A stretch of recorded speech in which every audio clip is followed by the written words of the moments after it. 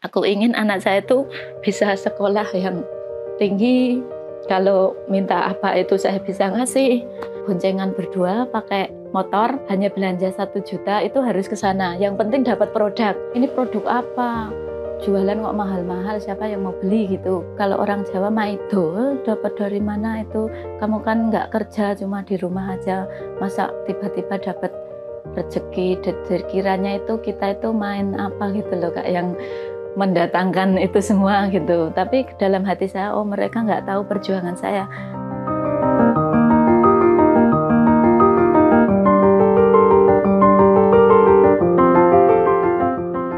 Perkenalkan, nama saya Nita Riwahyuni, beauty consultant dari Sleman, Yogyakarta.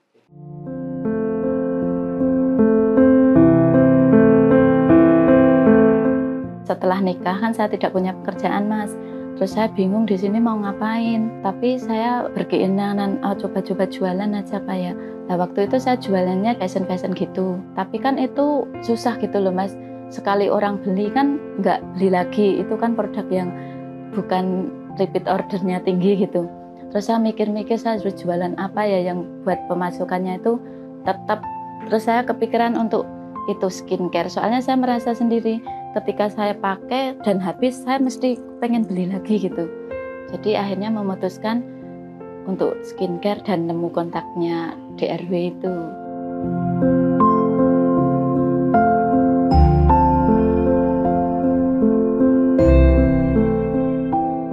Pada tahun 2015 itu memang agak susah Mas, nggak seperti sekarang. Kalau dulu itu medianya kan cuma Facebook.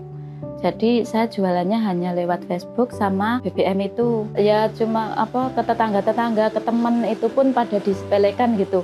Ini produk apa? Jualan kok mahal-mahal, siapa yang mau beli gitu. Tapi saya bilang saya aja pakai, hasilnya bisa dilihat jerawat saya sembuh. Kalau mau beli ya monggo, kalau enggak ya enggak apa-apa. Saya bilangnya seperti itu. Tapi saya terus selalu menawarkan, selalu posting, dan yang beli itu justru malah orang-orang yang bukan saya kenal, jadi lewat online. Kalau orang terdekat atau orang sekitar tetangga itu malah ketika saya sudah ada pencapaian baru mereka kayak kepo-kepo gitu loh Mas. Terus akhirnya baru mau mencoba. Saya sering warawiri sama suami itu ke Purworejo. Boncengan berdua pakai motor, hanya belanja 1 juta itu harus ke sana. Yang penting dapat produk. Mau hujan, mau panas, pokoknya nggak peduli. Yang penting customer nggak kecewa gitu. Soalnya customer cuma sedikit, masa mau dibikin kecewa. Jadi ya mending berkorban. Yang penting customer puas dan bisa berlangganan gitu.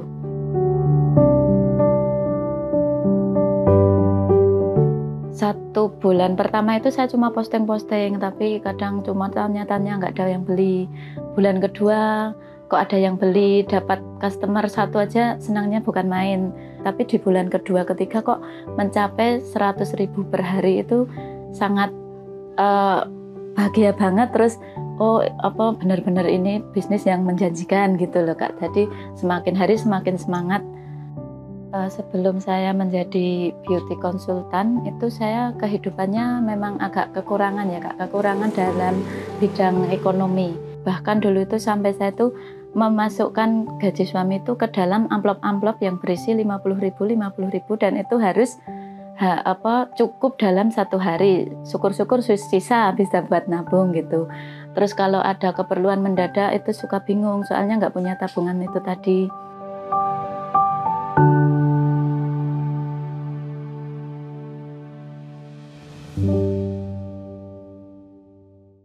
Jadi selama menjadi beauty consultant ini tuh saya juga punya kisah yang unik ya Kak, kayak cerita unik itu. Ini tentang customer saya. Customer saya itu pertama kali itu WhatsApp saya menanyakan adakah produk ini, dan produk itu yang dimaksud itu krim DRW ya. Saya jawab iya ada Kak, ada yang bisa saya bantu. Saya mau pesen yang ini Kak, tapi harus bener ya, ini produknya asli ya, jangan palsu ya. Pokoknya orangnya tuh rempong itu loh. Pada saat itu saya kadang mau menyerah, ini perlu saya layani tidak ya, tapi saya kan harus profesional gitu ya, masa tidak dilayani, ada yang nanya, ada yang konsul. Akhirnya itu closing, jadi dia minta COD. Dia memang ada kasus jerawat. Yang unik itu bukan cewek loh, itu cowok. Customer itu memang ada yang rempong, ada yang banyak tanya. Tapi itu mungkin tujuannya baik untuk kehati-hatian. Tapi selama kita itu memberi respon yang baik, memberi pelayanan yang baik, dan orang itu tuh kayak kecekel gitu loh Kak. Sampai sekarang bertahun-tahun itu dia jadi langganan saya. Bahkan ada temennya yang katanya menawarkan produk lain, dia nggak mau. Soalnya udah percaya dengan produk yang saya berikan gitu. Saya masih ingat banget dulu 2015 itu beli mesin cuci. Karena waktu itu saya tuh sibuk dengan HP. Kadang balesin konsulan, balesin orderan, tapi tak sambil nyuci. Lama-lama kok kayak merepotkan gitu. Terus disetujui dan beli mesin cuci itu.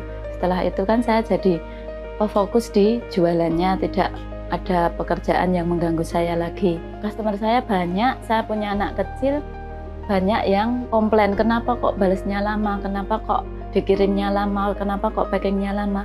Terus saya mikir lagi, harus ada yang bisa bantu saya. Akhirnya tetangga saya tuh ada yang tertarik dan kesini untuk melamar pekerjaan tersebut, dan akhirnya jadilah mereka admin saya yang sampai sekarang juga masih. Jadilah di akhir tahun 2015 itu saya punya 2 orang karyawan yang membantu di rumah. Tahun 2017 bisa merenov rumah. Repot juga ini kalau cuma naik motor berempat.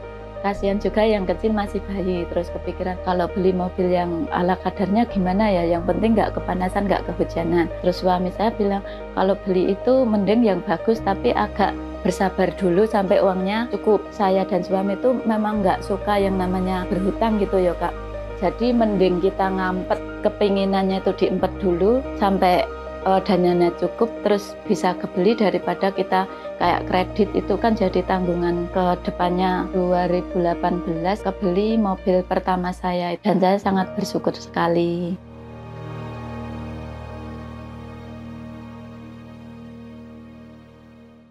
Kalau orang berjerawat itu kan saya selalu menyarankan untuk facial.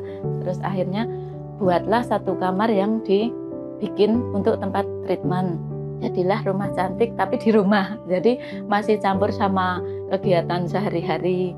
Lama-lama itu kayak nggak nyaman, soalnya jadi satu sama keluarga. Ini kalau saya cari tempat di dekat sekolah anak saya kayaknya cocok, soalnya saya kan pagi nganter, sore jemput. Nah pas kebetulan anak saya yang kedua masuk TK, itu yang di depan jalan masuk ke sekolah itu ada tulisan dikontrakkan. Itu pun ibunya bilang masangnya cuma 1 hari, tak catat nomornya. Esoknya itu templean itu udah hilang, diambil sama pemulung atau apa gitu. Jadi itu kok kayak kebetulan banget buat saya gitu loh.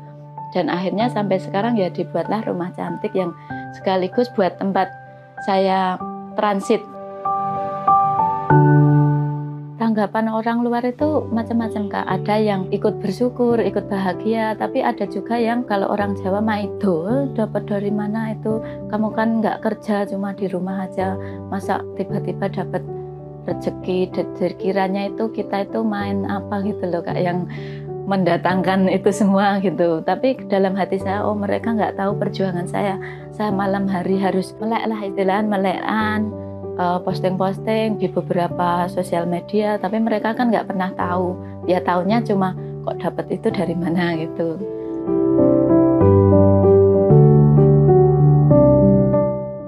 Ada yang bilang itu uang bukan segalanya, tapi segalanya butuh uang, dan itu memang benar dan realistis banget gitu loh. Jadi sampai sekarang saya semangatnya itu ya mencari uang.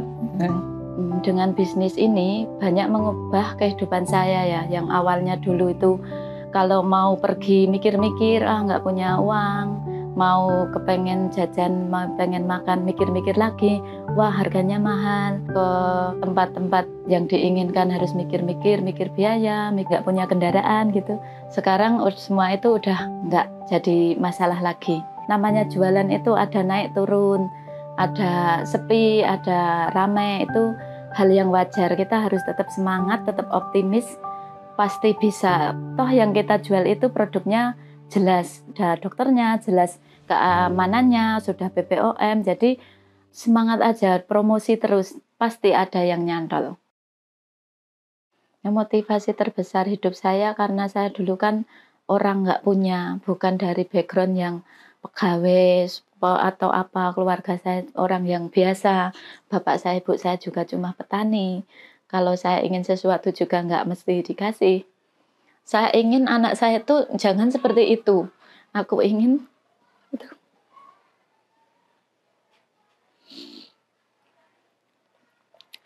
anak saya tuh bisa sekolah yang tinggi. Kalau minta apa itu saya bisa ngasih. Anak saya punya kenangan masa kecil yang bahagia. Bahagia artinya kalau minta main kemana itu diturutin. Minta mainan diturutin. Beda sama saya yang dulu gitu loh Kak.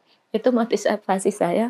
Makanya saya harus semangat untuk mencari uang dalam usaha untuk memenuhi kebutuhan anak saya sampai dewasa nanti. Jangan sampai kekurangan kayak seperti saya dulu gitu.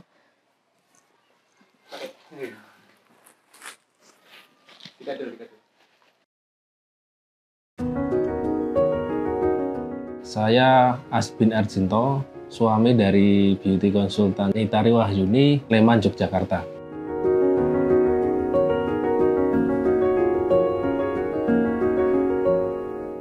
Saya ketemu Nita itu waktu ada erupsi Merapi tahun 2010. Jadi waktu saya ketemu Nita itu kondisinya nggak semulus sekarang. Sekarang kan nggak ada jerawat ya. Dulu itu ada fotonya Mas. Ada fotonya itu wah mengerikan, banyak sekali jerawat.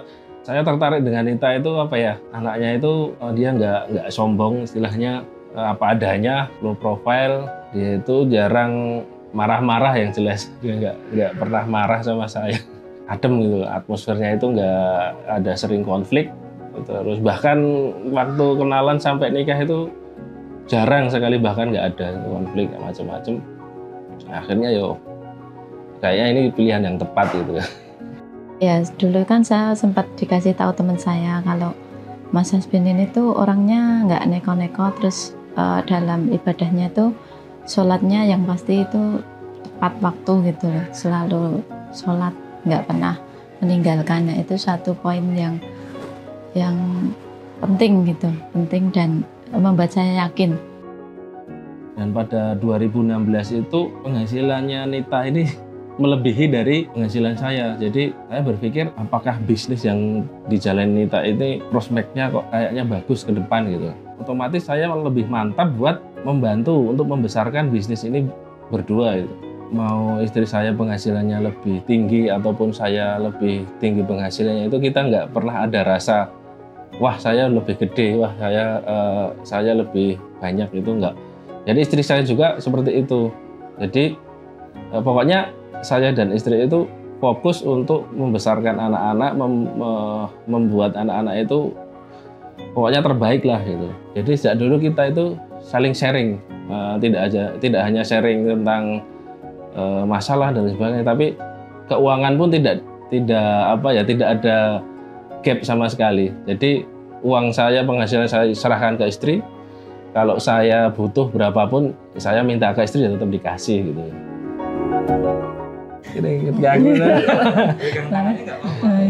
Ya, untuk suami saya terima kasih sudah berjuang selama ini, mendampingi saya sampai di titik ini.